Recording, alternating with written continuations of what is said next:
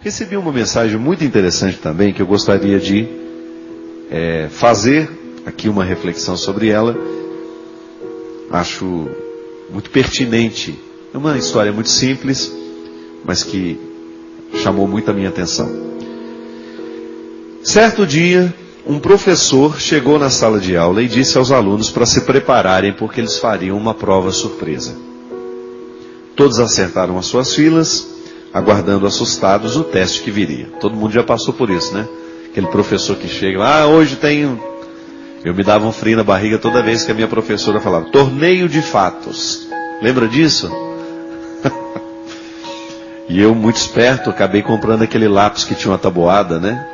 Funcionou 2 aulas. Depois ela descobriu que eu dava uma pesquisadinha.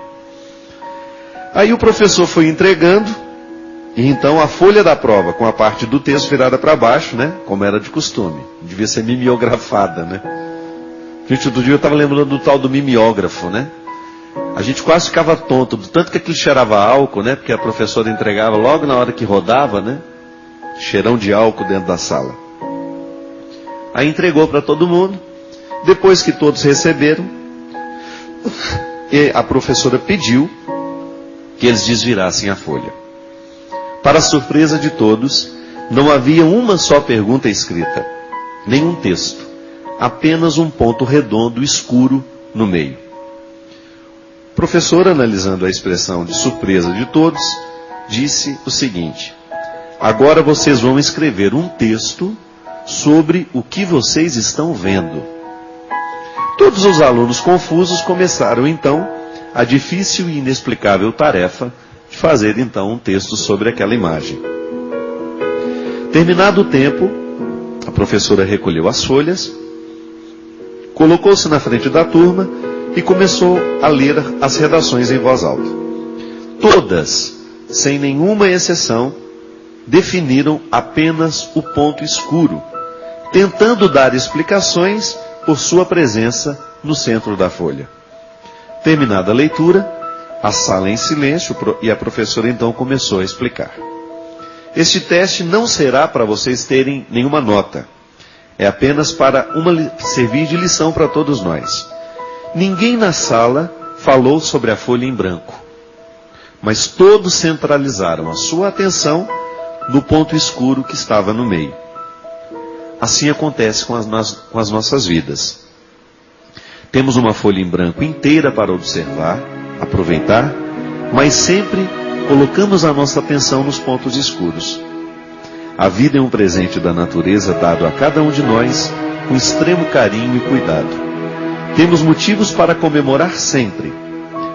A natureza que se renova, os amigos que se fazem presentes, o emprego que nos dá o sustento, os milagres que diariamente presenciamos, mas, no entanto, insistimos em olhar apenas para o ponto escuro. O problema de saúde que nos preocupa, a falta de dinheiro, o relacionamento difícil com o familiar, a decepção com o amigo. Os pontos escuros são mínimos em comparação com tudo aquilo que temos diariamente, mas são eles que povoam a nossa mente. Muito interessante, não é? E é tão real isso, né, minha gente? Muitas situações que a gente enfrenta, muitas situações que eu encontro pela minha vida, na verdade, a grande dificuldade nossa é prestar atenção na totalidade das coisas. Eu acho muito interessante que quando a gente só enxerga o problema, a gente realmente deixa de compreender a totalidade da vida. É igual quando cai um avião. Por que a gente tem medo de voar? Né? Quem precisa voar regularmente, de vez em quando começa a ter aí as suas síndromes, né? Eu de vez em quando eu tenho isso. É porque todos os dias, milhões e milhões de aviões decolam e retornam aos seus destinos, né? Sem nenhum problema. Mas vez em quando, sei lá, de ano em ano, depende muito da época, né? Às vezes caem muitos aviões na mesma época, mas às vezes você passa um tempo longo sem ouvir a história de um acidente. Mas quando acontece, os nossos olhos se voltam para aquela tragédia, para aquele acontecimento, e aquilo é o suficiente para colocar em nós insegurança. Outro dia, por exemplo, eu passei por uma situação de viajar do Rio de Janeiro, de São Paulo até o Rio de Janeiro, num voo com muita turbulência. Horrível. Uma das piores experiências que eu já tive na minha vida dentro de uma aeronave. Sacudimos de São Paulo até o Rio de Janeiro, dentro de uma tempestade terrível, com raios o tempo todo. E na hora, é claro que todo mundo, o medo é geral. Aquela sacode, vai para cima, vai para baixo, vai para cima, vai para baixo. Aquela barulheira, né? Dentro do avião, de tudo sacudindo. É natural que a gente pense, vai cair. Só que se a gente vai pensar a partir das estatísticas, a gente sabe que estar no céu é mais seguro que estar na Dutra. Mesmo no meio daquela turbulência. Mas agora, quem disse que na hora que a gente está vivendo aquele sufoco, a gente é capaz de pensar com essa tranquilidade? E é por isso que racionalizar uma determinada situação nos ajuda a diminuir a emoção negativa que ela nos causa. Isso é filosofia, viu? Filosofia clínica aplicada. Quando a gente é capaz de racionalizar uma situação, a gente, de alguma maneira, a gente coloca na coleira a emoção que nos faz sofrer. Porque o pensamento desperta uma emoção. É sempre assim. Quando desperta essa emoção, eu acabo sendo tomado, porque eu sou sensorial o tempo todo, né? Eu sou um campo aberto, nós somos um território aberto, nós somos atingidos pelas palavras, nós somos atingidos pelas imagens, nós somos atingidos pelos gestos, e imediatamente essa informação que passa pelo nosso cérebro desencadeia uma maneira de sentir o que está acontecendo. E muitas vezes a solução do desconforto que a emoção causa está na racionalização que nós podemos fazer dela. Isso é uma atitude inteligente, né? Deus nos ensina isso o tempo todo. É impressionante como Jesus fazia isso com as pessoas. Jesus sabia que o que fazia sofrer era a emoção descontrolada. Então ele tinha uma palavra para reorientar aquela emoção sem controle. Por isso que nós acreditamos muito que a nossa conversão passa pela nossa mente. Por quê? Porque a mente transforma o nosso jeito de sentir. Quando eu estou acostumado a só olhar para os meus problemas, quando eu vivo a avalanche que esses problemas provocam emocionalmente em mim, quando eu não sou capaz de racionalizá-los e equilibrá-los para encaminhar uma solução para eles, eu corro o risco de ficar refém dessas emoções descontroladas. E Jesus, quando encontrava as pessoas, ele provocava justamente isso nelas. Ele emprestava, ele concedia àquela pessoa uma nova forma de olhar para a vida. Foi o que ele fez com Zaqueu, foi o que ele fez com Pedro, foi o que ele fez com João. Ele modificava o sentimento a partir de um pensamento. Isso é muito interessante porque isso a gente consegue falar assim didaticamente, mas na hora que a gente está vivendo, razão e emoção se dão no mesmo pacote, né? Mas a gente tem como, no momento em que a emoção está nos dominando, tentar colocar um cabresto nessa emoção para que ela não venha nos prejudicar. É igual você foi abandonada. Digamos que você tinha um namorado, você era apaixonada por ele te traiu, foi embora, e agora você vive o desconforto de não estar mais ao lado dele.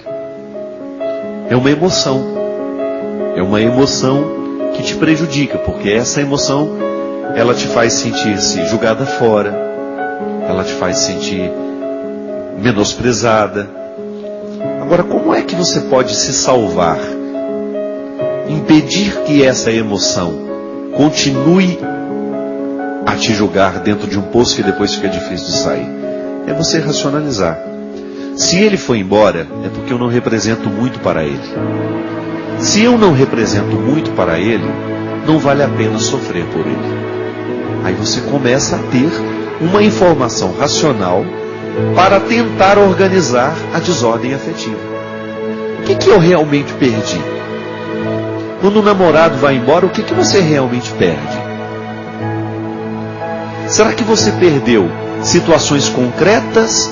Ou será que você perdeu projeções que você tinha naquele relacionamento? Ou sonhos que você tinha que você nem sabia que iam se realizar? Às vezes, minha gente, nós sofremos por um futuro que a gente nem tem. Muitas vezes no momento em que a gente perde, você não só perde aquilo que realmente perdeu, mas você perde as expectativas que você tinha em relação àquilo que você está perdendo. Mas veja bem, expectativas não são realidades concretas. Quem lhe garante que aquilo realmente que você estava sonhando iria acontecer? Veja bem, ao racionalizar isso, você começa a se dar uma oportunidade de olhar para a vida de um jeito diferente.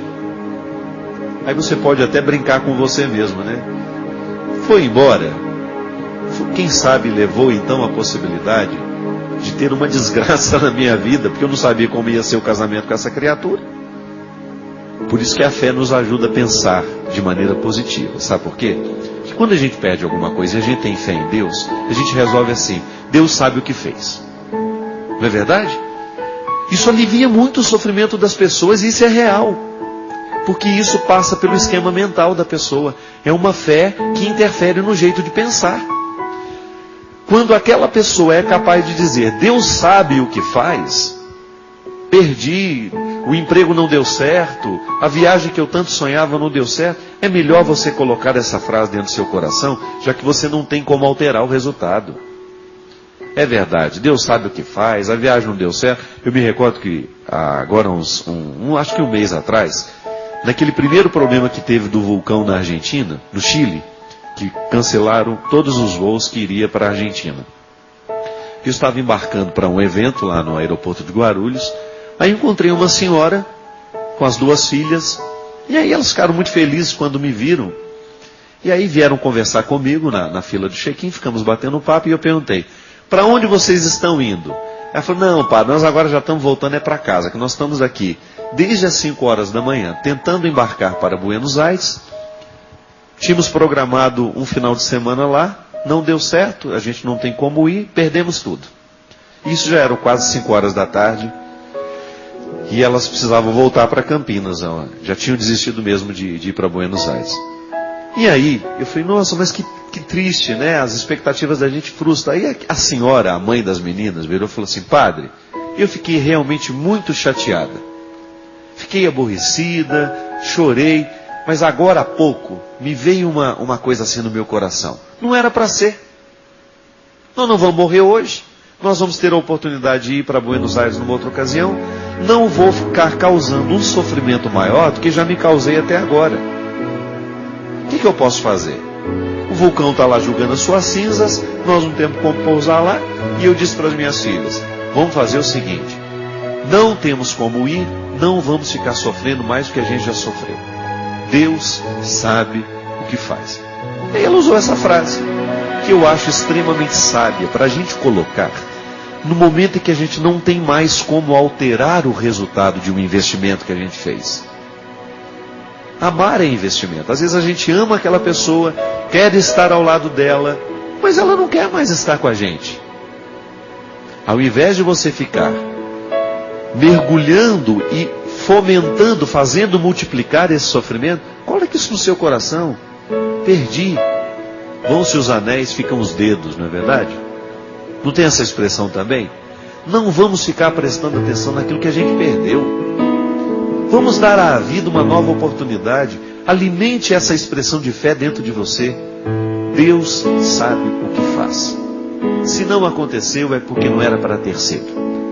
E esse é um desprendimento, minha gente, que requer muita simplicidade da gente, mas que pode dar certo. Viu?